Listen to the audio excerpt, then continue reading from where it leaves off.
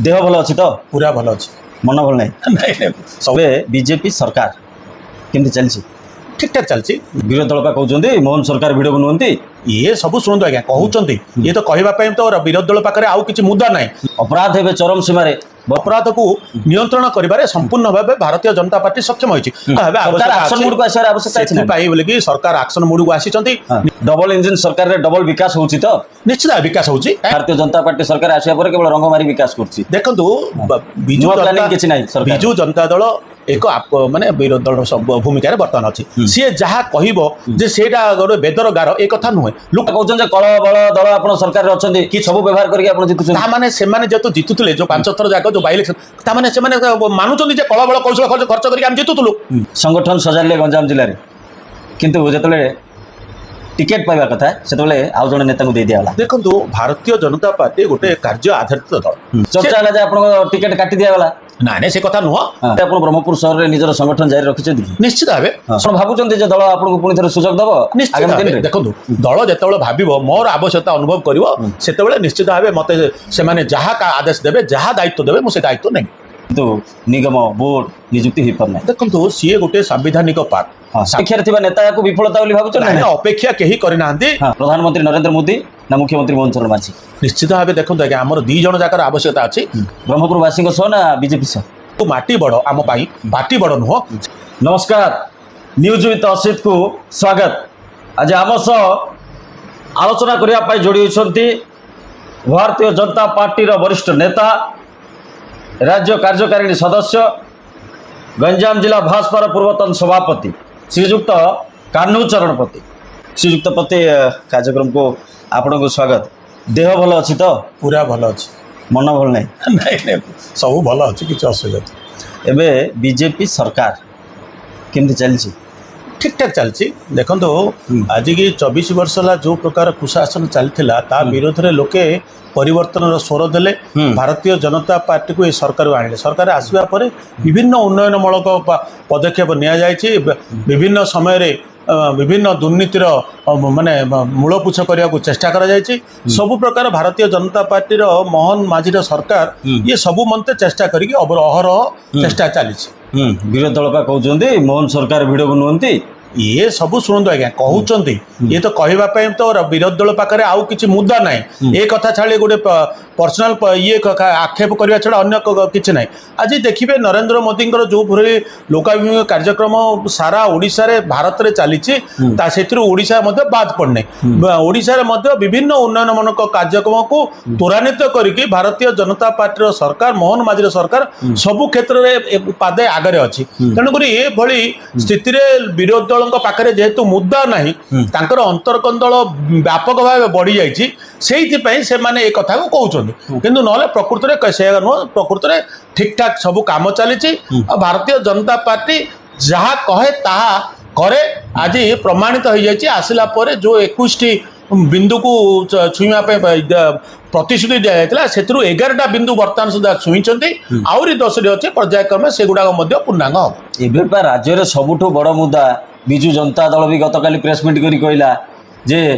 अपराध हे चरम सीमार बर्बरता सीमा टपिलानी ये सरकार रे देखो आपण जो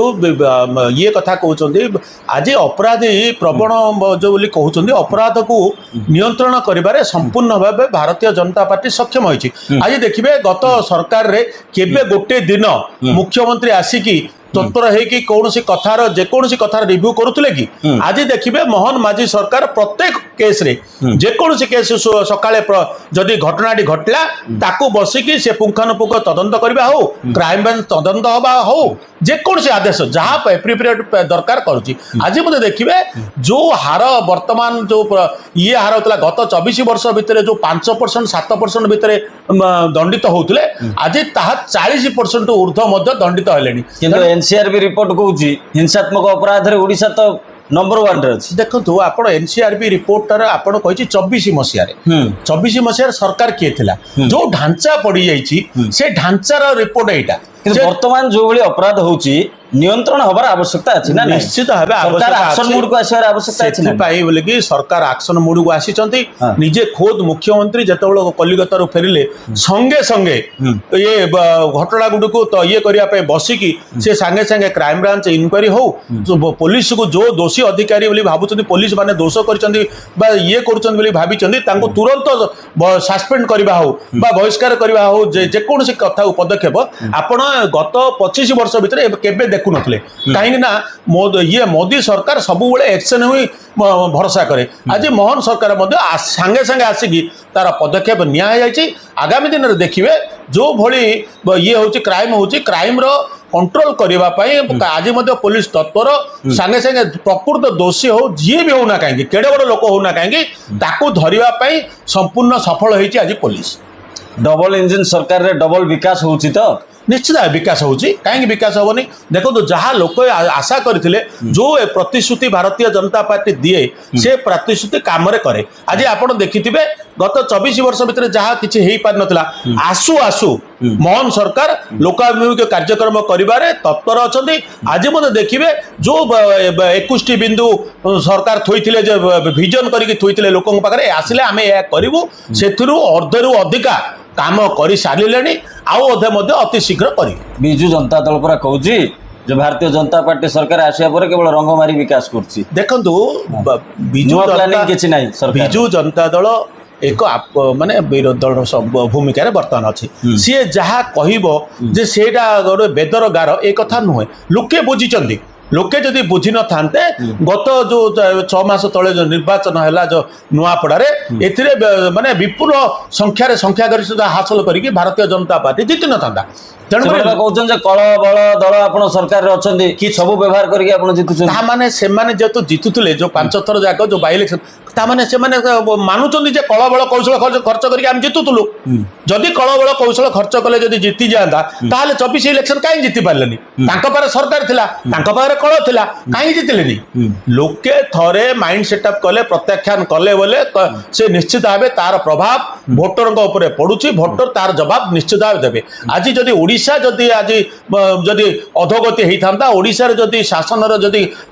ମର୍ଯ୍ୟାଦା ନଥାନ୍ତା ଆଜି ଯଦି ଓଡ଼ିଶା ଯଦି ଠିକ କାମ କରିନଥାନ୍ତା ପଡ଼ୋଶୀ ବାଂଲାଦେଶରେ ତାର ପ୍ରଭାବ ପଡ଼ିନଥାନ୍ତା। ଓଡ଼ିଶାର ପ୍ରଭାବ ମଧ୍ୟ ବାଂଲାଦେଶରେ ୱେଷ୍ଟବେଙ୍ଗଲରେ ପଡ଼ିଛି। ୱେଷ୍ଟବେଙ୍ଗଲ କାଲକାଟାରେ ଯଦି ସରକାର ଆସିଲା ତାର ପ୍ରଭାବ ମଧ୍ୟ ଓଡ଼ିଶାର କିଛି ନା କିଛି ଅଛି ଏଇଟା ମାନିବାକୁ ପଡ଼ିବ। ଆପଣ ଦୀର୍ଘ ବର୍ଷ ଧରି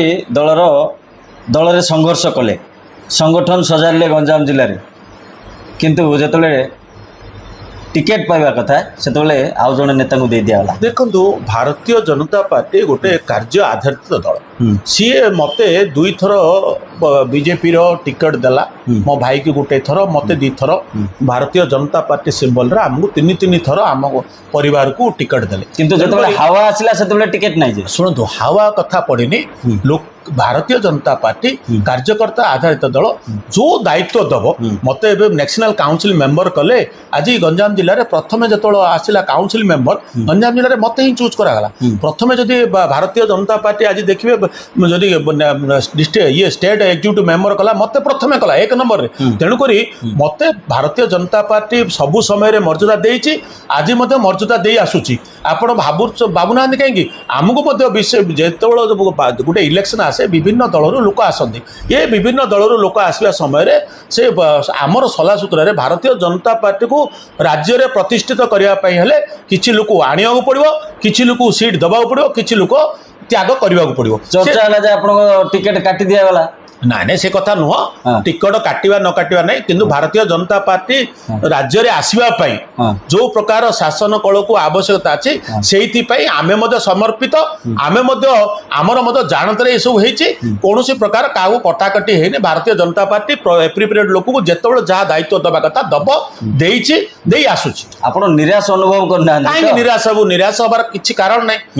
ପ୍ରଥମେ ମୋଦି କହିଛନ୍ତି ଯେ ଇଏ କାର୍ଯ୍ୟକର୍ତ୍ତା ଆଧାରିତ ଦଳ ଇଏ ଚୌକିଦାରର ଦଳ ଯେକୌଣସି କାର୍ଯ୍ୟ ଦେବେ ଭାରତୀୟ ଜନତା ପାର୍ଟି ମତେ ଆଜି ଯୋଉ କାର୍ଯ୍ୟ ଦେଇଛନ୍ତି ସେ ନ୍ୟାସନାଲ କାଉନସିଲ ଦେଲେ ମୁଁ ଦିଲ୍ଲୀ ଗଲି ଦିଲ୍ଲୀ ଯାଇକି ମୁଁ ନିତିନ ନବୀନଙ୍କର ନିର୍ବାଚନରେ ଭାଗ ନେଲି ପୁଣି ଆଜି ରାଜ୍ୟ କାର୍ଯ୍ୟକାରିଣୀ ସଦସ୍ୟ କରିଛନ୍ତି ରାଜ୍ୟରେ ମଧ୍ୟ ବିଭିନ୍ନ ଇଏରେ କାମ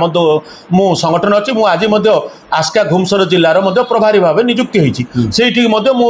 ବିଭିନ୍ନ ସମୟରେ ଯାଉଛି ତେଣୁକରି ପ୍ରକୃତରେ ମୋତେ ଭାରତୀୟ ଜନତା ପାର୍ଟି ଯେ ନେଗ୍ଲେକ୍ଟ କରିଦେଇଛି ଏଇଟା ସମ୍ପୂର୍ଣ୍ଣ ମିଥ୍ୟା ଯେତେବେଳେ ଯାହା ଦରକାର ସେତେବେଳେ ସିଏ ସେତିକି କରୁଛନ୍ତି ମୁଁ ସେଥିପାଇଁ ଭାରତୀୟ ଜନତା ପାର୍ଟିର କାର୍ଯ୍ୟକର୍ତ୍ତା ହିସାବରେ ମୁଁ ନିଜକୁ ଗର୍ବିତ ଅନୁଭବ କରୁଛି। ଏବେ ଆପଣ ବ୍ରହ୍ମପୁର ସହରରେ ନିଜର ସଂଗଠନ ଜାରି ରଖିଛନ୍ତି କି? ନିଶ୍ଚିତ ଭାବେ ସଂଗଠନ ଦେଖନ୍ତୁ ସଂଗଠନ କେବେ ହେଲେ କାହାର ବ୍ୟକ୍ତିଗତ ନଥାଏ ବ୍ୟକ୍ତିଗତ କେବେ ହେଲେ ଶୁଣନ୍ତୁ ବ୍ୟକ୍ତିଗତ କରିବା କଥା ବି ନୁହଁ ଆଜି ଯଦି ଭାରତୀୟ ଜନତା ପାର୍ଟି 1 ନମ୍ବର ଦଳ ହେଇକି ଗଞ୍ଜାମ ଜିଲ୍ଲାରେ ଆସିଲା ତାହେଲେ ଆମର ଯୋଉ ସଂଗଠନ ଥିଲା ଯୋଉ ସଂଗଠନରେ ଆଧାରିତ ଦଳ ସଂଗଠନ ଯୋଉ ପ୍ରକାର ଲୋକ ଥିଲେ ସେମାନେ ସମସ୍ତେ ଭାରତୀୟ ଜନତା ପାର୍ଟିରେ ଅଛନ୍ତି ଆମେ ମଧ୍ୟ ତାଙ୍କ ସାଥିରେ ଅଛୁ ଇଏ କାହାର ବ୍ୟକ୍ତିଗତ ନୁହଁ ଇଏ ପ୍ରକୃତରେ ଇଏ ହେଉଛି ଜନସଂଘରୁ ଆରମ୍ଭ କରିକି ଭାରତୀୟ ଜନତା ପାର୍ଟିର ଦୀର୍ଘ ଯୋଉ ପଦ ଯାତ୍ରା ରହିଛି ଇଏ ଯାତ୍ରାରେ ଆମେ ସବୁବେଳେ ତା ସାଥିରେ ଅଛୁ କାର୍ଯ୍ୟକର୍ତ୍ତା ଆଧାରିତ ଦଳ କାର୍ଯ୍ୟକର୍ତ୍ତା ସବୁ ବିଜେପି ଯୁଆଡ଼େ ଆମେ ସିଆଡ଼େ ଆମର ଦୀର୍ଘ ମୁଁ 36 ବର୍ଷ ହେଲା ଭାରତୀୟ ଜନତା ପାର୍ଟିର 90 ମସିହାଠୁ ଆଜି ପର୍ଯ୍ୟନ୍ତ 36 ବର୍ଷ ହେଲା ମୁଁ ଭାରତୀୟ ଜନତା ପାର୍ଟିରେ କାର୍ଯ୍ୟ କରୁଛି ଆଉ ଆଗାମୀ ମୋର ଜୀବନ ଦଶା ଭିତରେ ମୁଁ ଅନ୍ୟ କୁଆଡ଼େ ଯିବାର ନାହିଁ ମୁଁ ପ୍ରକୃତରେ ମୁଁ ଗର୍ବିତ ଯେ ମୁଁ ଜଣେ ଭାରତୀୟ ଜନତା ପାର୍ଟିର କାର୍ଯ୍ୟକର୍ତ୍ତା। ଆପଣ ଭାବୁଛନ୍ତି ଯେ ଦଳ ଆପଣଙ୍କୁ ପୁଣି ଥରେ ସୁଯୋଗ ଦେବ? ଦେଖନ୍ତୁ ଦଳ ଯେତେବେଳେ ଭାବିବ ମୋର ଆବଶ୍ୟକତା ଅନୁଭବ କରିବ ସେତେବେଳେ ନିଶ୍ଚିତ ଭାବେ ମୋତେ ସେମାନେ ଯାହା ଆଦେଶ ଦେବେ ଯାହା ଦାୟିତ୍ୱ ଦେବେ ମୁଁ ସେ ଦାୟିତ୍ୱ ନେବି। ଆଜି ପର୍ଯ୍ୟନ୍ତ ରାଜ୍ୟରେ ଗୋଟିଏ ଚର୍ଚ୍ଚା ପାଖାପାଖି 2 ବର୍ଷ ହେଲାଣି ବିଜେପି ସରକାରକୁ କିନ୍ତୁ ନିଗମ ବୋର୍ଡ ନିଯୁକ୍ତି ହୋଇପାରୁନାହିଁ। ଦେଖନ୍ତୁ ସିଏ ଗୋଟେ ସାମ୍ବିଧାନିକ ପାର୍ଟ संविधान भितर कौन असुविधा अच्छी सुविधा अच्छी जी शासन में बसचे से मुख्यमंत्री हूँ कि कैबिनेट मंत्री हूँ से मैंने बसिकी संगठन विषय बा संगठन को केमती बढ़े हम कौन करहब निगम हो कि बोर्ड हो किमिति कौन करहब तार चर्चा चली से चर्चा निजे खोद आमर राज्य सभापति मनमोहन सामल कहले अति शीघ्र किंतु अपेक्षा थिबा नेता को विफलता बोली भाबुछ ना अपेक्षा केही करिना ये भारतीय जनता पार्टी भारतीय जनता पार्टी कार्यकर्ता समस्ते आशा रहिबाटा किछि भूल नुह किंतु ये भारतीय जनता पार्टी कार्यकर्ता कौन समय कौन प्रकार माने ये करती नहीं कि आशा करती नहीं कि कौन से निर्दिष्ट दाबी करती नहीं ये निर्द्वंद्व आसती निर्विवाद भाव जहाँ आवश्यक अच्छे से कम को से जाती जहाँ आदेश दिए मिले राज्य संगठन रु जहाँ आदेश मिले से कम सब करके चली आम चलीचु निश्चित भाव पार्टी जो समय आमको अनुभव कर ये दायित्व दबार आवश्यकता अच्छे से दब आम सुचारू रूपे चलने को चेष्टा करूँ। कान्हू चरणपति को ब्रह्मपुरवासी विधायक भाव देखिए आगामी दिन रे देखो सेटा आगामी समय कहब आगामी समय रे जो लोके कौन चाहिए कौन न चाहिए देखो शुणु राज्य जो भारतीय जनता पार्टी सरकार अच्छी तार गोटे स्वतंत्र एजेंसी अच्छी सी सबु तार से तदारख करुच्ची क्या कौटी थैथान कले ठीक हम किए कौटी विधायक हम किए कौटी सांसद हम एवं जी विधायक अच्छा सी किसी भूल करूना सी ठीक मार्ग में जाऊँच तेणुक जब पार्टी उपयुक्त मन कर कौटी जड़े मनीष को जब थैथान करने चाहिए कौटी आड़ा इवेन आप देखी नजीर अच्छी विभिन्न भुवनेश्वर जा सुरपाड़ी रणपुर विधायक होते आज सिद्धांत महापात्र आसिक दिगपंड रही पारे तेणुक जब पार्टी चाहिए जब मत नहीं अगर कौटी गोटे थैथान कर विधायक करने चाहिए सी निर्भर करुच्चे तेणुक जो आमर भारतीय जनता पार्टी जो मूल संगठन अच्छी सी आरएसएस हो एबीवी हो जेकोसी संस्था से समस्त थ्रु से संगठन विषय चर्चा करुँच ठीक समय ठीक पदक्षेप नौ मु भावुची निश्चित भाव पार्टी समस्त प्रति नजर रखी किए कौन काम करुच्ची से कामर उपयुक्त सम्मान ठीक समय मिले। मु दुईटी ना कहे आप जन को बाछे प्रधानमंत्री नरेंद्र मोदी ना मुख्यमंत्री मोहन चरण माझी निश्चित भाव देखो आज्ञा आमर दी जन जाकर आवश्यकता अच्छी आम मोहन माझी को खराब बोली कहींपारूनी कि मोदी को मोदी जो आशीर्वाद अच्छी मोदी जो प्रकार लोकाभिमुखी कार्यक्रम अच्छी ताकू मोहन माझी चलाउछन्ति तेणुक सर्वाग्रे ये नरेंद्र मोदी रहिले मोहन माझी कौटी कम रही सी ओडिशा अग्रपूज्य आ सी सब ओडिशा बोलिक काम कर द्वितीय आपण क्या सह रहा चाहिए ब्रह्मपुरवासी सह ना बीजेपी सह ମୁଁ ଭାରତୀୟ ଜନତା ପାର୍ଟିର ଜଣେ ଶୃଙ୍ଖଳିତ କାର୍ଯ୍ୟକର୍ତ୍ତା ହିସାବରେ ମୁଁ ଭାରତୀୟ ଜନତା ପାର୍ଟିର ଇଏ ସହିତ ପାର୍ଟି ସହିତ ରହିବା ସହ ମୁଁ ଲୋକଙ୍କ ଯେହେତୁ ମାଟି ବଡ଼ ଆମ ପାଇଁ ପାର୍ଟି ବଡ଼ ନୁହଁ, ସେଥିପାଇଁ ମାଟି ସହିତ ଯେହେତୁ ଆମେ ବ୍ରହ୍ମପୁରବାସୀଙ୍କ ସହିତ ସବୁବେଳେ ଓତପ୍ରୋତ ଭାବେ ଜଡ଼ିତ ହେଇକି ଅଛୁ, ତାଙ୍କର ଇଏକୁ ଚିନ୍ତାଧାରାକୁ ନେଇକି ତାଙ୍କର ଲୋକଙ୍କର ଆଭିମୁଖ୍ୟକୁ ନେଇକି ଆମେ ଉପସ୍ଥାପନ କରିବୁ ଠିକ୍ ଜାଗାରେ। ଆମେ ଭାବୁଛୁ ଭାରତୀୟ ଜନତା ପାର୍ଟି ମଧ୍ୟ ୟାକୁ ମଧ୍ୟ ମାଟିକୁ ମଧ୍ୟ ଅଣଦେଖା କରିବ ନାହିଁ। ଯଦି ଆଗାମୀ ଦିନରେ ଯଦି କୌଣସି ଅନ୍ୟ ଦଳରୁ ଗୋଟେ ବଡ଼ ଅଫର୍ ଆସେ ଯିବେ? ଦେଖନ୍ତୁ ସେଇଟା ପ୍ରଶ୍ନ ହିଁ ଉଠୁନାହିଁ। କାହିଁକି ଗତ ଦୁଇ ଥର ଯେତେବେଳେ ମୋତେ 14ରେ ବି ଟିକେଟ୍ ମିଳିନଥିଲା, 95ରେ ମିଳିଥିଲା, ଆମକୁ ମିଳିଥିଲା ଯେତେବେଳେ ଭାଇରେ ବଡ଼ ଭାଇ ମୋର ଛିଡ଼ା ହେଇଥିଲେ। ଯେତେବେଳେ 2000 ମସିହାରେ ଏଲାଏନ୍ସ ହେଲା, ତାପରେ 9ରେ ଭାଙ୍ଗିଲା, ମୋତେ ସେତେବେଳେ ପ୍ରାର୍ଥୀ କରାଗଲା, ମୁଁ ଛିଡ଼ା ହେଲି। ପୁଣି ଆଉ ଥରେ 14 ମସିହାରେ ଯେତେବେଳେ ଟିକେଟ୍ ନ ମିଳିଥିଲା ମୋତେ ବିଭିନ୍ନ ଆଡ଼ୁ ଅଫର୍ ଆସିଥିଲା। କିନ୍ତୁ ଆମର ଜନ୍ମ ହେଉଛି ଭାରତୀୟ ଜନତା ପାର୍ଟିରେ। ଭାରତୀୟ ଜନତା ପାର୍ଟିରେ ମଧ୍ୟ ଶେଷ ଜୀବନ ତ୍ୟାଗ କରିବା ପାଇଁ ମଧ୍ୟ ଆମର ଇଚ୍ଛା। ତେଣୁକରି ଆମେ ଅନ୍ୟ ଦଳକୁ ଯିବାର ପ୍ରଶ୍ନ ହିଁ ଉଠୁନାହିଁ। ତେଣୁକରି ଆମ ପାଖକୁ ସମସ୍ତେ ଜାଣିଛନ୍ତି ଏ ବିଷୟ, ଆମ ପାଖକୁ କେହି ଆପ୍ରୋଚ୍ କରିବେ ନାହିଁ ବୋଲି ମୋର ଆଶା। ବହୁତ ବହୁତ ଧନ୍ୟବାଦ, ଆପଣ ଆମ ସହ ଆଲୋଚନା କଲେ। ଆମ ସହିତ ଥିଲେ ବରିଷ୍ଠ ବିଜେପି ନେତା କାହ୍ନୁ ଚରଣ ପତି। ସମୟ ସରିଛି, ନମସ୍କାର।